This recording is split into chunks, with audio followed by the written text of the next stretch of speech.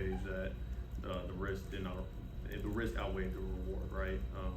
I could have went out there and we wouldn't have known what was going to happen. So it was either go out there, risk being out for another 4 weeks, or take 1 week off and be back for this week. So happy to be back. Well, kind of see your full go today. How do you feel? 100%. What was that experience? Aziz, how he played? I'm sorry? What was your assessment of how Aziz played in that role Sunday? Oh man, that was his best game to date. Played outstanding, and the defense didn't drop off one bit. I mean, that was such a great outing by the entire defense. But Aziz, he was out there controlling the defense, making big plays, being all over the place like he always is. And so I was on the sideline and I was cheering extra hard for him. What was that experience for you? Just missing your first game after being healthy your entire career. It sucked. It was. I think that's the best way to put it. It was terrible. I pride myself on being available, for this team and for the defense. So it sucked being on the sideline, not being able to be out there and help them get the win. But the streak was good while it lasted. I know you're not the D coordinator, but you probably know the answer to this. Dante Johnson came in, even before he was playing cornerback and was playing sort of like a safety, linebacker. I don't know what the position was, but A, do you know what he was doing, and B, it seems like very valuable to have a guy that can come in, Johnny on the spot, and play multiple spots in a game. Yeah, I mean, Dante's positionless. I mean, you've seen that. The fact that he can play kind of all 4 or all 5 of those spots in there. He's just such a smart veteran, and that's why he stuck around for so long. Obviously, he's very talented, but just his mind and being able to handle so much out there that, I mean, we can call on him to do whatever. If he needs to play Mike, if he needs to play safety, corner, and he's reliable.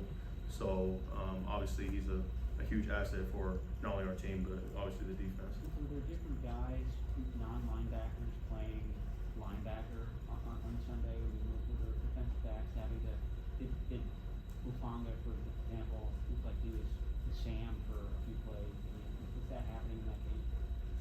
I wouldn't say too much from what we ordinarily do. We like to use an extra DB on 3rd downs, and that's not a secret, right?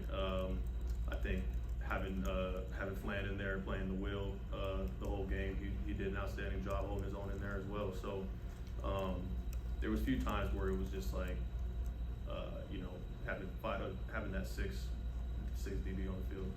Between Mixon and the 3 wideouts they have, is this about as good a skill position set as you'll see in a season? Absolutely. Very talented group all across the board. You mentioned those guys.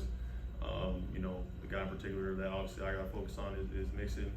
I played against him back in 19. Played against him actually in high school during like 7-on-7, kind of tours, and you see it still to this day, the ability to catch the ball out of the backfield, the shiftiness. He's a bigger back. He's going to run through tackles. So we got to make sure we're on point.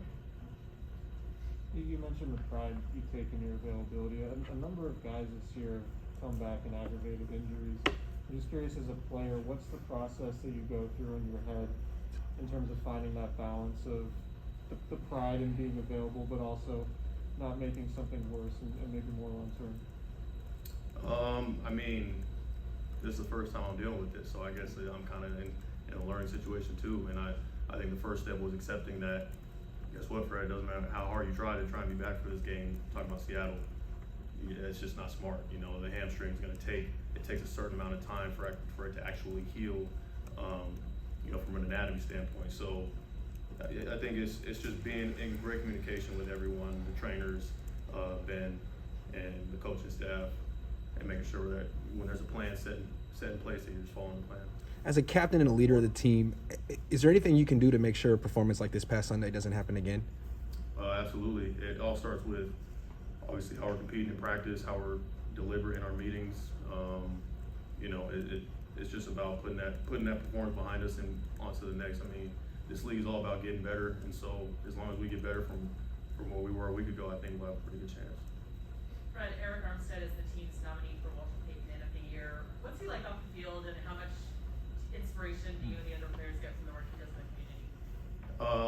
I mean, off the field, he's about the same as he is on the field. He's pretty soft-spoken. You know, in the game, it's hard to get him to say anything. But you know, once you get pretty close to him, he starts to open up a little bit. But in terms of what he does off the field for his community, for our community, it's insane. And I mean, it's truly an inspiration. I said it to him. You know, it's an inspiration to not only me but the entire team. All of us see it. You know, it makes me want to work harder at being better for the community and doing stuff for other people. You know, he's probably the most deserving, for sure, of who would win that award, in my opinion. Fred, that was a pretty emotional video. Right. What was it like to be out there? Cause I hadn't seen. I knew DJ and Eric had a pretty special bond, right? But you know, them talking to one another in that way, in that moment, I was like, man, hey, watch out! Like, don't give me tear out here. But it's just genuine. You know, like that's the genuine care and love that we have for one another. You know, like I said, he's very deserving of that. Speaking of Last DJ, is he the strongest? I don't know how you would rank this, but where does he rank as far as strongest guys on the team? That's a good question. I'd say he's up there.